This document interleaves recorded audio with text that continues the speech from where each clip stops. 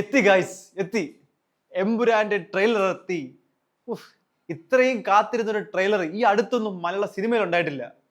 ലാലേട്ടന്റെ ഒരു trailer, Prithviraj direct ചെയ്യുന്ന, മുരളി ഗോപി എഴുതുന്ന എമ്പുരാൻ ലൂസിഫർ ഇന്ന് റീ റിലീസാ.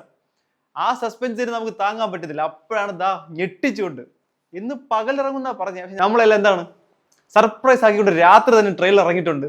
അപ്പോൾ ഒട്ടും വെയിറ്റ് ചെയ്തില്ല, നമുക്ക് നോക്കാം. മാസ്റ്റർ പീസ് സിനിമയായ ലൂസിഫറിന്റെ 2ാം ഭാഗം എമ്പുരാൻ നോക്കാം. 3 മിനിറ്റും 51 സെക്കൻഡുള്ള ട്രെയിലറാണ്. അല്ല, 3 മിനിറ്റ് 50 സെക്കൻഡ്.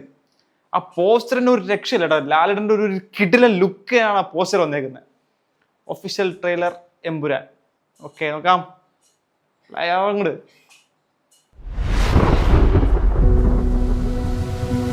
എന്റെ മക്കളല്ല എന്റെ പിന്തുടർച്ചക്കാർ.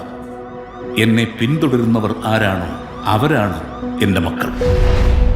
കിടിലൻ ഡയലോഗ് കേട്ടോ. ആദ്യം തന്നെ ബ്ലാക്ക് ആൻഡ് വൈറ്റ് കളറായി. PK രാംദാസ് ബാക്കി വെച്ചിട്ട് പോയ ഈ യുദ്ധത്തിൽ ഈ പാർട്ടിയെയും ഈ സംസ്ഥാനത്തിനെ ടൊവിനോ നിരന്തരം തളർത്താൻ ശ്രമിച്ചുകൊണ്ടിരുന്നത് മുന്നിൽ നിന്ന് പൊരുതിയ ശത്രുക്കളായിരുന്നില്ല.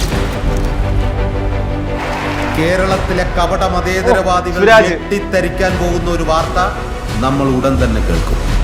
और राजनीति एक धंधा है हमारे देश में. പക്ഷേ വരുന്നതേ അത്ര ചില്ലറ കൈയല്ല.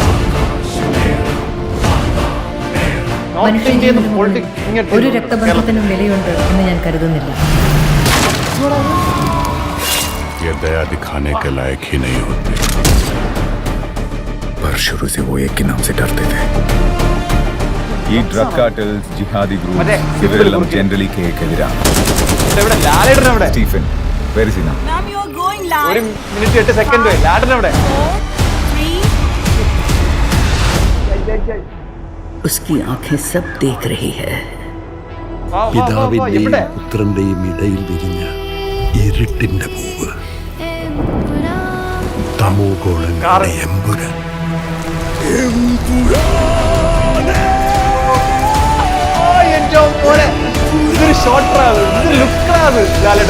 ഈശോ മിശിഹായ്ക്ക് സ്തുതിയായിരിക്കട്ടെ. അല്ലാതെ ഇന്ന് ഈ ലോകത്ത് രക്തബന്ധം എന്ന് പറയാൻ എനിക്ക് ഒരാളേ ഉള്ളൂ അങ്കിൾ. പണ്ടെപ്പോഴോ കേരള രാഷ്ട്രീയത്തിൽ വെറും ഒരു MLA മാത്രമായിരുന്ന ഒരാൾ. അയാളെ എന്തിനാണ് സാർ ഇങ്ങനെ പേടിക്കുന്നത്? നമ്മൾ അറിയാത്തതെന്തോ Stephen നെടുമ്പള്ളിയുടെ കഥയിലുണ്ട്.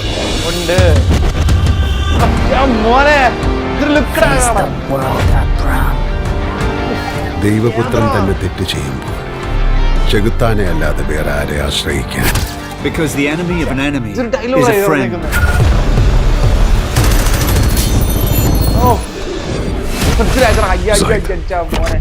Zaid Masood. We have to end this war.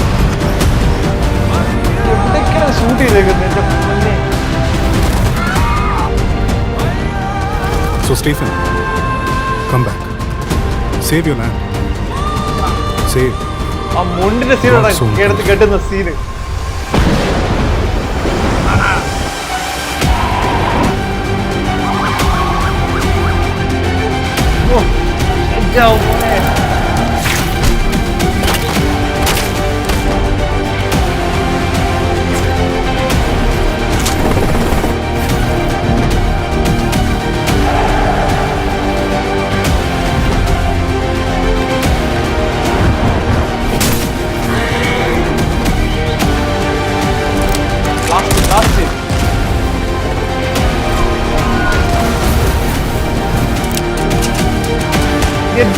രണ്ടുകൂടെ ഒരുമിച്ച് ഒന്നും പറയില്ല. But answer this one question. Who are you really? Lucifer.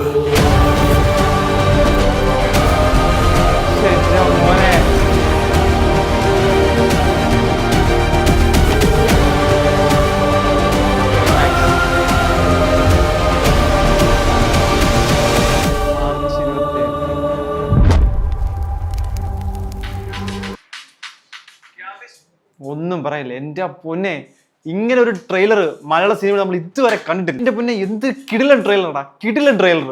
ആദ്യത്തെ ഒരു 1 മിനിറ്റ് 10 സെക്കൻഡ് വരെ ലാലേട്ടൻ നമ്മൾ കണ്ടിട്ടില്ല. മൊത്തം ടൊവിനോയും ബാക്കി ആർട്ടിസ്റ്റും ആയിരുന്നു. പക്ഷെ അങ്ങേര് വന്ന മൊമെന്റ് തൊട്ട് അയാൾ തൂക്കി. ഒരു രക്ഷയില്ല. എന്തൊരു സ്ക്രീൻ പ്രസൻസ് ആണ്. ആ നടത്തം, ആ നോട്ടം, ഈ വൺ സൈഡ് തിരിഞ്ഞുള്ള ആ നോട്ടം, അത് മതി. അത് മാത്രം കണ്ടാൽ മതി.